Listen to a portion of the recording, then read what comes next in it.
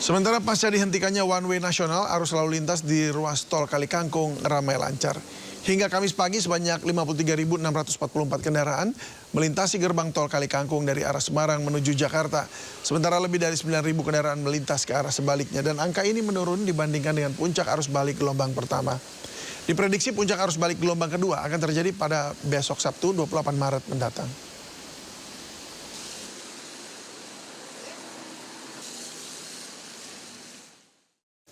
Ya, sekarang kami ajak Anda memantau arus balik di Kali Kangkung. Sudah ada rekan Amrina Rida di gerbang tol Kali Kangkung, Semarang.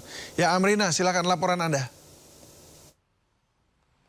Iya, David dan juga pemirsa, untuk situasi arus lalu lintas di gerbang tol Kali Kangkung pada sore hari ini terhitung lancar, David dan juga pemirsa. Namun memang sekarang sedang terlihat adanya antrian kendaraan yang akan masuk gerbang tol dari arah Semarang Solo menuju ke arah Jakarta. Memang kalau kami lihat antrian kendaraannya ini tidak terlalu panjang, David, hanya kurang lebih sepanjang 100 meter saja. Dan memang kalau di gerbang tol Kali Kangkung ini memang beberapa kali sempat terjadi adanya antrian kendaraan, namun dengan cepat bisa terurai karena untuk jumlah gardu tol yang diakomodir bagi kendaraan dari arah Semarang Solo menuju ke arah Jakarta ini cukup banyak, kurang lebih di angka 11 hingga 12 gardu tol, sehingga antrian kendaraannya pun juga cukup cepat terurai. Lalu juga kalau kami lihat, meskipun antriannya ini sekarang masih terlihat, sudah dikerahkan adanya puluhan dari petugas yang menggunakan metode jemput bola, yang mana mereka menggunakan mobile reader untuk bisa menghampiri para pemudik, sehingga proses tap in ini berlangsung lebih cepat dan juga antrian ini tidak terlalu panjang dan juga terlalu lama. Sebagai informasi, David dan juga pemirsa, bahwa kalau kami lihat berdasarkan catatan dari Jasa Marga Semarang Batang, memang dalam 3 hari terakhir ini untuk volume kendaraan yang melintas khususnya dari arah Semarang Solo menuju ke arah Jakarta ini mengalami penurunan. Kalau pada puncak arus balik yang terjadi pada 24 Maret 2026 kemarin ini sempat berada di angka sekitar 60.000 kendaraan selama 24 jam. Ini kemarin turun menjadi 53.000 kendaraan selama 24 jam. Dan per jamnya ini pun juga sekarang sudah mengalami penurunan. Pada saat puncak arus balik sempat berada di angka kurang lebih 3.000 hingga 3.500 kendaraan per jam. Sekarang sudah turun menjadi di angka 2.500 kendaraan per jam. Artinya kita bisa melihat bahwa nampaknya untuk perjalanan ataupun juga proses dari para pemudik yang kembali ke Jakarta ini sebagian besar sudah dilakukan pada puncak arus balik 24 Maret kemarin. Meskipun demikian, angka 2.500 per jam ini masih cukup tinggi apabila dibandingkan dengan hari-hari normal, David dan juga pemirsa, karena normalnya untuk di gerbang tol Kali Kangkung ini hanya berada di angka 800 hingga 1.000 kendaraan saja. Artinya hingga saat ini dan diprediksi hingga nanti 29 Maret untuk arus balik ini masih akan terjadi begitu ya di gerbang tol Kali Kangkung, dan puncak arus baliknya sendiri pun juga diprediksi akan terjadi lagi nanti gelombang kedua, yakni pada tanggal 28 hingga 29 Maret 2026. Dan David, kalau kami lihat juga meskipun untuk rekayasa lalu lintas one way nasional ini sebenarnya jadwalnya diterapkan secara situasional hingga 29 Maret 2026, namun untuk saat ini di gerbang tol Kali Kangkung sudah dapat dilewati oleh kendaraan dari 2 arah,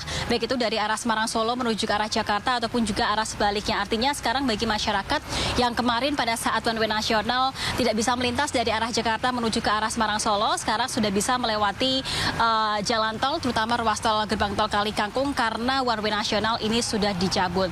Nah, untuk pemirsa yang baru akan melakukan perjalanan dan memiliki fleksibilitas waktu untuk memilih perjalanan kembali dari arah Semarang Solo menuju ke arah Jakarta, ini dianjurkan untuk bisa melakukan perjalanan pada hari ini 26 Maret 2026 hingga 27 Maret 2026 ataupun juga esok hari. Karena dalam 2 hari ini, sekarang dan juga esok hari, sudah mulai diberlakukan adanya diskon tarif tol hingga 46%, khususnya untuk kendaraan yang melintas dari arah Semarang Solo menuju ke arah Jakarta. Dengan adanya potongan tarif tol hingga 46% ini, David, artinya pengendara yang melintas secara menerus begitu ya dari arah Semarang Solo melewati gerbang tol Kali Kangkung lalu langsung berjalan menuju ke arah gerbang tol Cikatama ini dapat berhemat cukup banyak apabila sebelumnya untuk tarif yang dikeluarkan ini memerlukan sekitar Rp467.000. Dengan adanya diskon tarif tol ini, maka harga yang dibayarkan oleh pemerintah pemudik ini hanya berada di sekitar Rp304.000. Ini menjadi salah satu momen yang tepat untuk bisa melakukan perjalanan bagi pemudik yang akan kembali ke Jakarta. Dan juga bagi para pemudik yang memang memiliki fleksibilitas waktu, ini memang dihimbau untuk menghindari perjalanan pada tanggal 28 dan juga 29 Maret 2026. Karena seperti yang saya sampaikan tadi, David dan juga pemirsa, bahwa tanggal 28 dan juga 29 Maret ini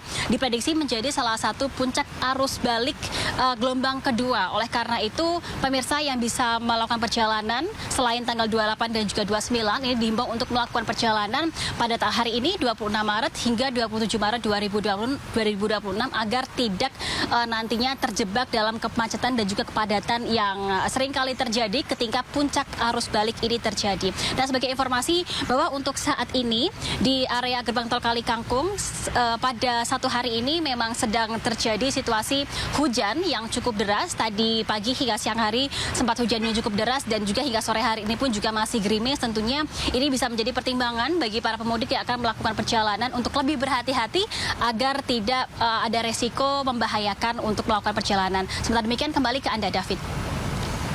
Baik, terima kasih rekan Amrina Rida di gerbang tol Kali Kangkung Semarang. Selamat bertugas kembali.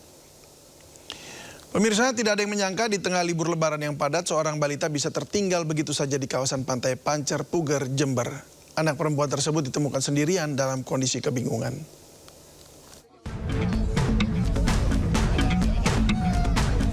Suasana haru pecah ketika seorang balita akhirnya kembali ke pelukan keluarga. Tangis langsung tak terbendung. Keluarga bersyukur setelah sempat kehilangan anak mereka di tengah keramaian pantai. Kejadian bermula usai rombongan selesai berwisata di Pantai Pancer, Puger, Jember, Jawa Timur. Di tengah padatnya pengunjung pantai, balita perempuan itu ternyata tidak ikut terbawa. Masing-masing orang dewasa mengira ia sudah berada di dalam mobil rombongan lain.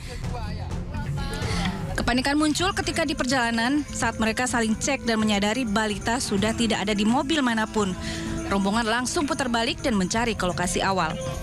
Ini kan mobil dua ya? Dua, Pak. Dua, anak saya semua. Saya lagi ikut yang satu gitu loh. Kan banyak. Terus kok. Beruntung seorang anggota TNI AL menemukan anak kecil yang kebingungan sedang berjalan sendirian. Anak itu langsung diamankan dan dibawa ke pos pengamanan. Tak lama keluarga datang dan balita akhirnya kembali di tengah-tengah keluarga. Peristiwa ini jadi pengingat agar orang tua selalu mengutamakan keselamatan putra-putri mereka dimanapun berada, terutama ketika ada dalam keramaian. Dari Jember, Jawa Timur, Bambang Sugiarto, iNews melaporkan. Demi menghemat bahan bakar minyak, pemerintah kini sedang merancang kebijakan bekerja dari rumah atau work from home untuk ASN. Pemerintah akan memberlakukan WFH bagi ASN dan karyawan swasta setelah masa libur lebaran berakhir.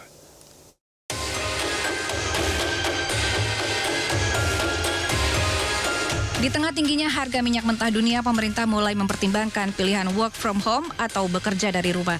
Kebijakan bekerja dari rumah sehari dalam sepekan berlaku bagi ASN dan dianjurkan juga untuk karyawan swasta. Oh, ada hitungan kasar sekali, bukan saya ngitung. Ya hitung kalau kasar lah sepertinya lupa dari tapi seperlimanya kira-kira 50%. WFH diharapkan sebagai solusi untuk menekan penggunaan bahan bakar minyak di tengah kondisi energi global yang tidak stabil. Sebenarnya plus minus sih Kak, kayak gitu ya. Kalau misalkan memang diharuskan memang kerja dari rumah ya, kan sekarang kan udah zaman sekarang kan udah online semua kan. Dari rumor yang beredar karena sedang terjadi peperangan di Iran yang menyebabkan sulitnya BBM masuk ke Indonesia, saya setuju dengan kebijakan tersebut. Kalau saya nggak masalah sih, ya nggak masalah. Soalnya kan kalau kayak gitu kan gimana ya, kayak ya biar menghemat aja BBM. Di Kabupaten Banten, pemerintah setempat mulai mengkaji kebijakan WFH bagi ASN mereka. Aturan WFH harus dirancang secara seksama agar tidak mengganggu pelayanan masyarakat. Rencananya kebijakan WFH akan diterapkan kepada 50% ASN di setiap organisasi perangkat daerah. Sementara itu di Mojokerto, Jawa Timur, Pemkot memastikan tidak akan menerapkan bekerja dari rumah. Untuk efisiensi BBM, pemerintah setempat mewajibkan seluruh ASN bersepeda setiap hari Jumat ketika menuju ke kantor. Tim Liputan iNews melaporkan.